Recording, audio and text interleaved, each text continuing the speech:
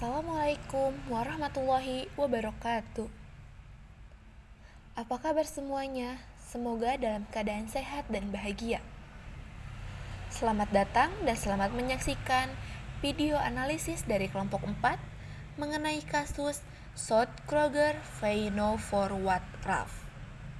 Mata kuliah etika bisnis dengan dosen pengampu Ibu Fitrianingrum Sayekti, SE, MACC. Sebelumnya, izinkan saya memperkenalkan anggota kelompok 4.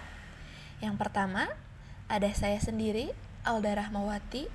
Kedua, Haza Farelia. Dan yang ketiga, Teti Nur Cahyati. Selamat menyaksikan. Kroger didirikan pada tahun 1883 oleh Bernard H. Kroger dan Brannagan di Cincinnati, Ohio. Sebelumnya, Kroger bernama Great Western Tea Company dan pada tahun 1902 berganti nama menjadi Kroger Grocery and Baking Co. Merupakan jaringan supermarket dan bisnis retail terbesar di Amerika. Bahkan menempati posisi ketiga di dunia pada awal abad ke-21. Kantor pusat dari perusahaan Kroger ini berada di Cincinnati, Ohio. Kroger juga mengoperasikan 2.500 supermarket di 32 wilayah.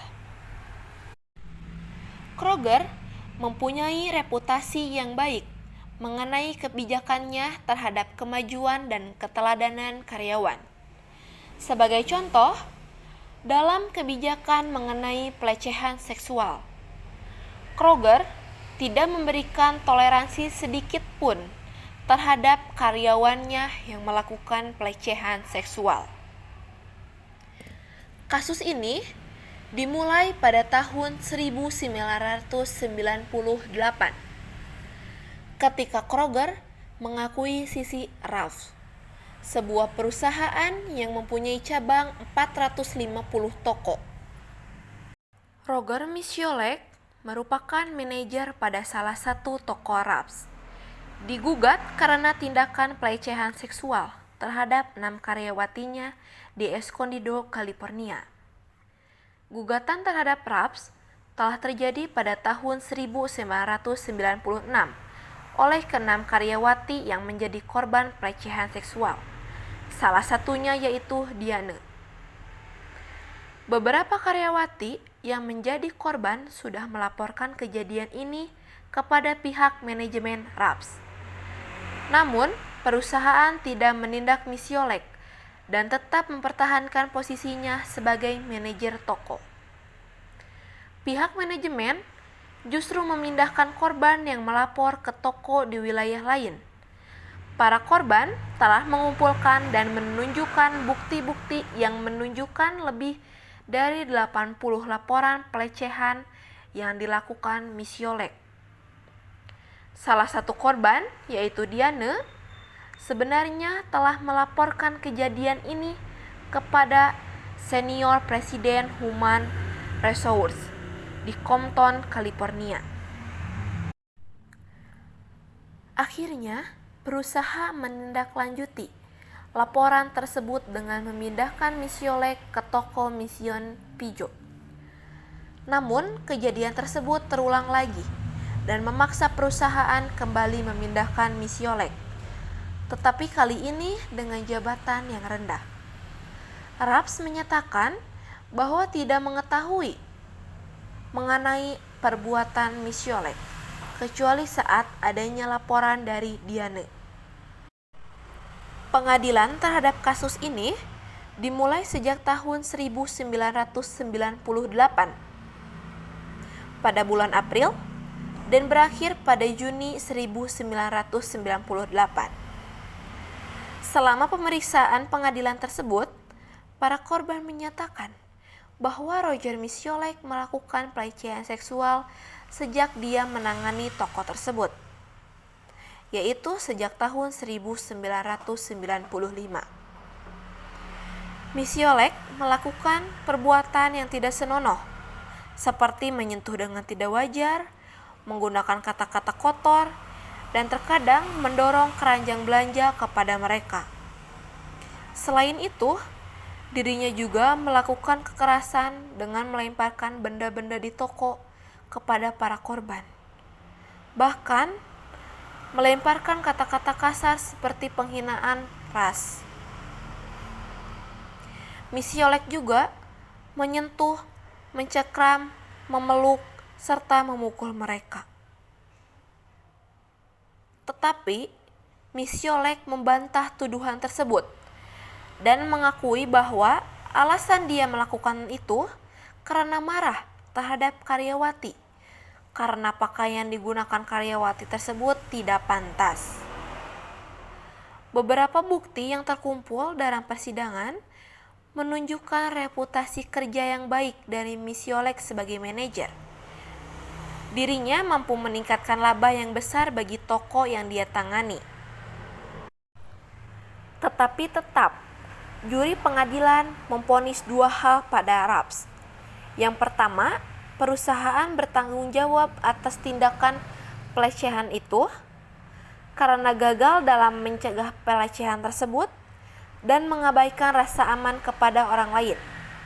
Yang kedua, kompensasi kerugian sebesar $550.000 kepada 6 karyawati dan denda sebesar 3,325 juta. Tentunya, Kroger ikut membayar kerugian tersebut. Namun, vonis tersebut segera dibatalkan. Joan Weber, hakim California yang memimpin pengadilan, menemukan bahwa salah satu juri merupakan pemegang saham dari Raps. Para juri melakukan perundingan untuk menentukan besarnya denda terhadap Raps berdasarkan kekayaan yang dimiliki oleh perusahaan. Hakim Weber meminta tahap perundingan diulang karena keputusan yang ada dinilai kurang objektif. Para korban pun melakukan banding terhadap keputusan tersebut. Pada 1999, Misiolek masih bekerja di Raps, meskipun di bagian bongkar muat barang.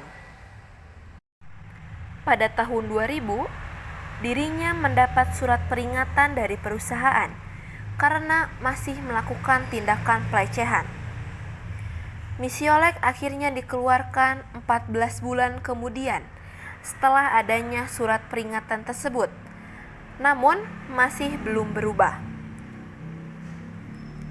Sidang banding digelar tahun 2002 yang dipimpin oleh Hakim Michel Anello. Dari sidang tersebut diumumkan bahwa kompensasi kerugian naik menjadi $5 juta per korban, ditambah kompensasi sebelumnya sebesar $550.000 sehingga totalnya menjadi $33,3 juta. Para pengacara korban menilai hal tersebut pantas mengingat total kekayaan Raps yang mencapai 3,7 miliar. Namun, vonis tersebut kembali digugurkan oleh Hakim Anello beberapa bulan setelah sidang banding berakhir. Anello menganggap bahwa kompensasi kerugian yang diberikan kepada 6 korban terlalu berlebihan dan keputusan dari para juri hanya berdasarkan prasangka buruk dan emosi semata. Hakim menilai bahwa perbuatan tersebut merupakan tindakan perorangan yang seharusnya tidak menyebabkan perusahaan menanggung keseluruhan denda. Hakim memutuskan untuk mengurangi denda menjadi $8,25 juta sebagai peringatan kepada Raps dan perusahaan lain tentang masalah yang serupa. Namun pada bulan Juli terdapat 2 wanita yang setuju, yaitu Diane dan Tina, menyetujui hasil keputusan sidang. sedangkan 4 wanita lainnya tidak menyetujui. Kasus ini berujung pada 1 Maret tahun 2006, di mana pengadilan tinggi telah menetapkan bahwa wanita yang menjadi korban kekerasan mendapatkan kompensasi dan seharusnya perusahaan sebesar Kroger tidak ikut dihukum. Sekian video analisis kasus dari kelompok 4. Mohon maaf atas banyak kesalahannya. Wabillahi taufiq wal hidayah. Wassalamualaikum warahmatullahi wabarakatuh.